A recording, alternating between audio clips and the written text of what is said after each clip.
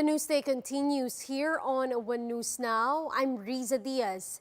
Senate President Tito Soto says the former Smart Batik employee who was fired due to an alleged breach has already given the names of people supposedly involved in the incident.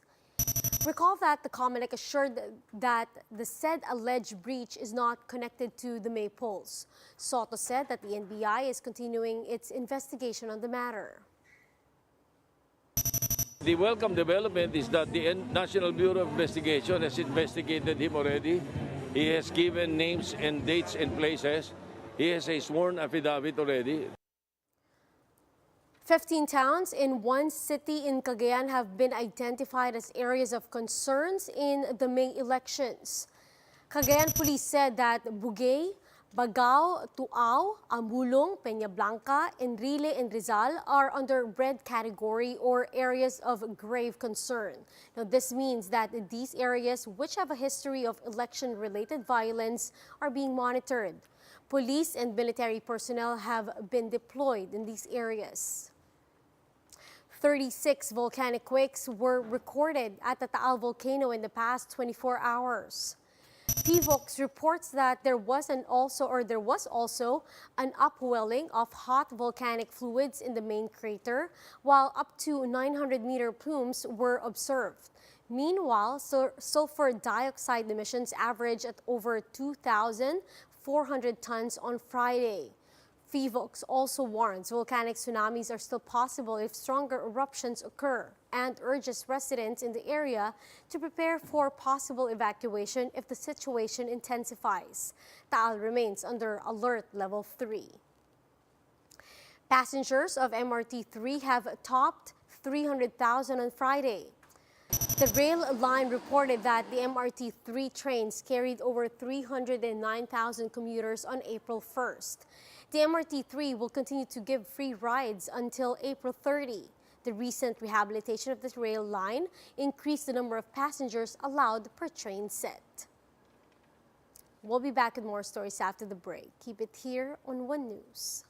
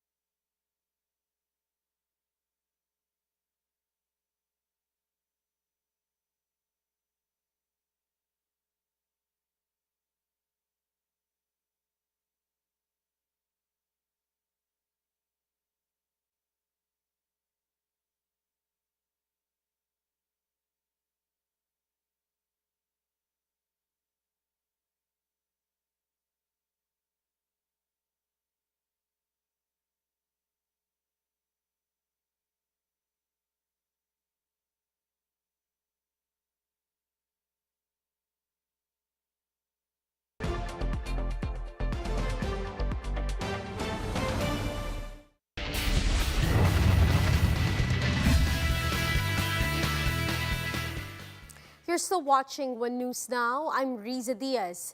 The Signal HD Spikers and the Creamline Cool Smashers will be facing separate foes later today in a bid to advance their Premier Volleyball League Open Conference Finals. The yet undefeated Creamline Cool Smashers will take on the Chocomucho Flying Titans at 3 p.m. Creamline is one win away from clinching a final spot. Meanwhile, the HD Spikers took the opener against the Petrogas Angels on Friday, and at 6 p.m. they will get the chance for another crack at the PVL title. Both games will be held at the Mall of Asia Arena.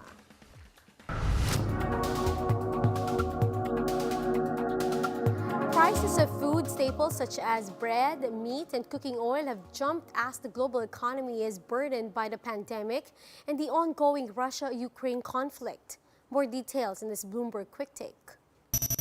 You know, and you tweeted about this as well, Corinne, about how Ukraine and Russia supply about a quarter of the world's grain, and specifically the Black Sea region sources 50% of the wheat in the Middle East and North Africa, which is the area that you oversee. This is a picture here of what you're seeing on the ground.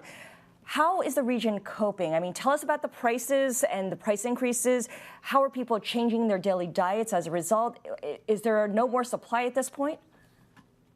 Well, as you say, the Middle East imports 50% from the Black Sea region, and prices are going up. Today or tomorrow, Ramadan starts, and people actually can't really buy anymore what they used to buy for Ramadan. So, but let me picture you how actually the situation in the Middle East was already before Ukraine and in the world. Worldwide, you know, WFP before COVID was concerned about 135 million people who do not have enough to eat and whom we need to support.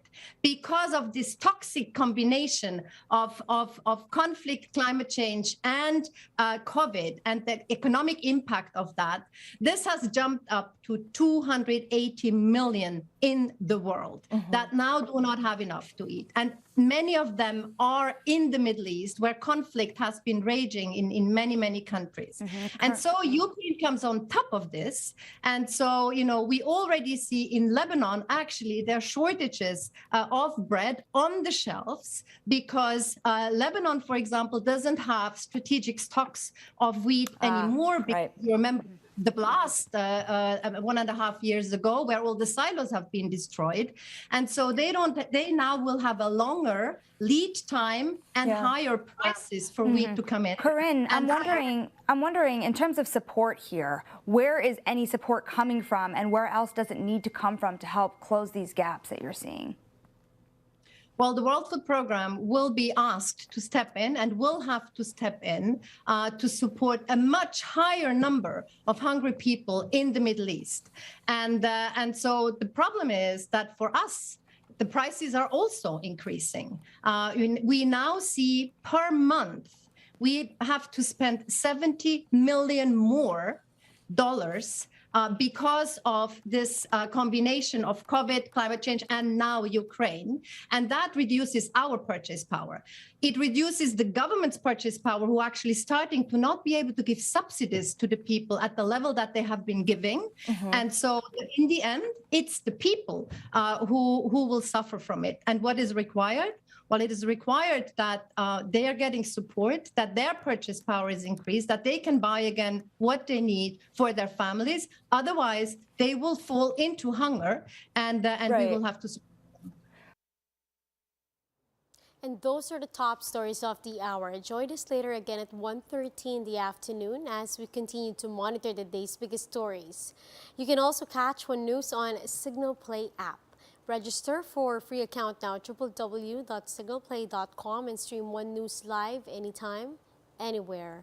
I'm Riza Diaz. Mask on, wash hands, and stay safe, Philippines. We are One News.